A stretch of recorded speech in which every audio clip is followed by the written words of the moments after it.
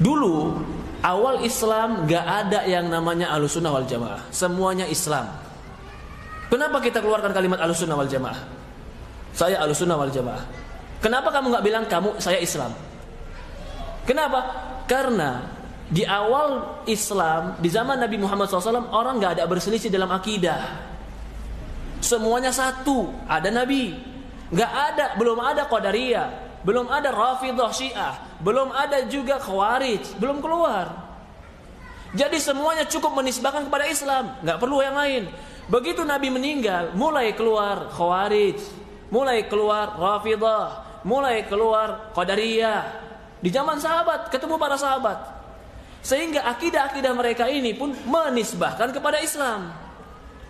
Kamu Islam, Qadariyah juga Islam. Sehingga mengantarkan kepada kebutuhan saya Islamnya Ahlussunnah wal Jamaah, bukan Qadariyah, bukan Rafidhah, bukan Khawarij. Jadi keluarnya kalimat Ahlussunnah wal Jamaah membedakan dengan Qadariyah, dengan Rafidhah, dengan Khawarij yang ketika itu sudah mulai keluar. Lah ternyata ada juga orang yang menisbahkan kepada Ahlussunnah wal Jamaah, kepada Quran dan hadis, tapi ketika memahaminya enggak pakai pemahaman sahabat. Memahami dengan pemahaman sendiri, tapi mereka menisbahkan kepada Ahlussunnah wal Jamaah. Dipahami? Maka butuhlah kalimat salaf. Saya Ahlussunnah wal Jamaah tapi salafi. Kenapa? Membedakan Ahlussunnah wal Jamaah yang ini mungkin dia memahaminya dengan pemahaman sendiri. Kalau kami Ahlussunnah wal Jamaah memahaminya dengan pemahaman para sahabat dan ulama-ulama terdahulu.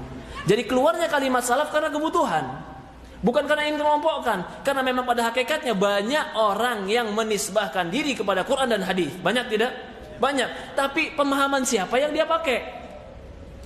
Oh, analogi sendiri, kritis sendiri, memahami sendiri, bacaan sendiri. Ya itu pemahaman kamu. Kalau kami katakan jangan, Quran dan hadis sudah sempurna. Pemahami dengan pemahaman sahabat. Sahabat itu orang paling pandai memahaminya. Allah berfirman dalam Al-Quran, "Fa in amanu bimithli ma amantum bih faqad ihtadaw." Kalau seandainya mereka beriman sebagaimana iman kalian wahai para sahabat, mereka telah mendapatkan hidayah. Maka kalau kita mau mendapatkan hidayah, cukup beriman sebagaimana iman para sahabat. Jadi bukan kelompok, bukan organisasi, bukan KTA, enggak ada. Kalau ada, kamu, kelompok kami, teman kami, kalau KTA-nya sama, itu bukan dari Islam. Bukan dari Islam. Siapapun dia, dimanapun dia, kalau dia berpegang pada Al-Quran, kepada hadis, pemahaman para sahabat, dan mengikuti ulama mazhab, maka dia adalah Ahlussunnah wal Jamaah salafi. Kita kenal, kita tidak kenal. Kenapa? Karena ini bukan kelompok, ini metode. Bukan organisasi, bukan kelompok, bukan juga partai, tapi metode. Kalau metode, siapapun yang bermetode seperti ini kita anggap dia adalah pasti di atas kebenaran. Kenapa? Metodenya benar. Adapun orangnya, mungkin sebagian orang tidak sebagaimana yang maksum, yang terjaga ini agama, pelaku agama, ada yang mungkin salah. Jadi kalau dikatakan di sini apakah ulama mazhab di sini ulama mazhab salaf? Iya, tanpa ragu mereka adalah salaf kita, pendahulu kita. Contoh, setiap kita berpendapat, selalu kita mengatakan ini pendapat Imam Syafi'i, ini pendapat Imam Ahmad, ini pendapat Abu Hanifah. Kenapa? Karena ingin menampakkan bahwa bukan pendapat saya. Ya, apa butuhnya engkau keluarkan pendapat Syafi'i? Karena ingin menampakkan bahwa ini pendapat orang terdahulu. Pendapat orang terdahulu bahasa Indonesia, bahasa Arabnya salaf. Dipahami maksudnya? Boleh nggak gitu? Oh, menurut pendapat saya cadar itu tidak wajib. Siapa yang bilang? Saya. Pantas enggak? Menurut pendapat mazhab Syafi'i, cadar itu mustahab. Yang berpendapat Imam Syafi'i. Saya cuma menyampaikan. Begitu harusnya seorang salaf.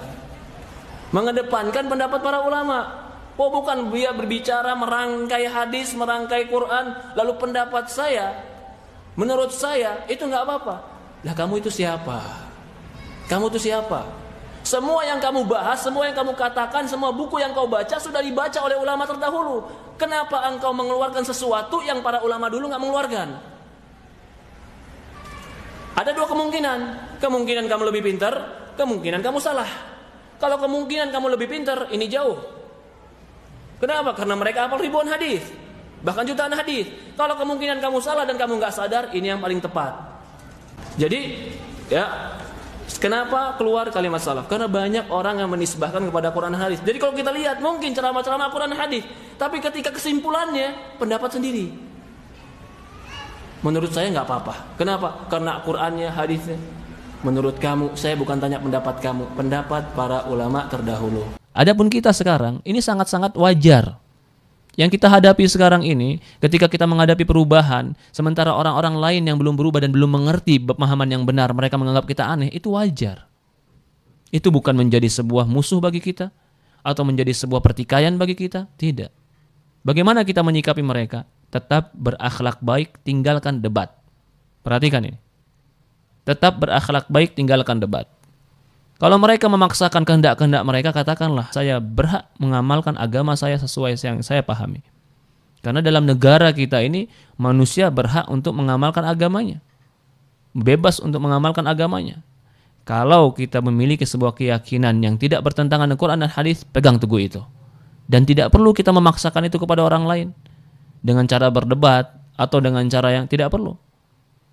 Kalau kita mau mengajak, silahkan, ajak. Tapi mereka tidak mau, cukup diri kita. Tetap belajar. Jangan lupa, tetap belajar ilmu agama. Hinggalkan perdebatan. Amalkan ilmu agama yang kita miliki.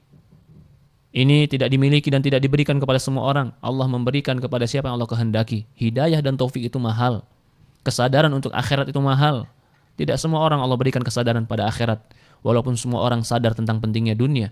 Allahumma tsabbit qulubana ala dinika wa tsabbit qulubana ala ta'atik. Ya Allah, kokohkan hatiku di atas agamamu, wa tsabbit qalbi ala ta'atik, dan kokohkan hatiku di atas ketaatan kepadamu. Rabbana la tuzigh qulubana ba'da idh hadaitana. Ya Allah, jangan kau gelincirkan hati kami setelah Engkau berikan kami hidayah. Dakwah semampumu.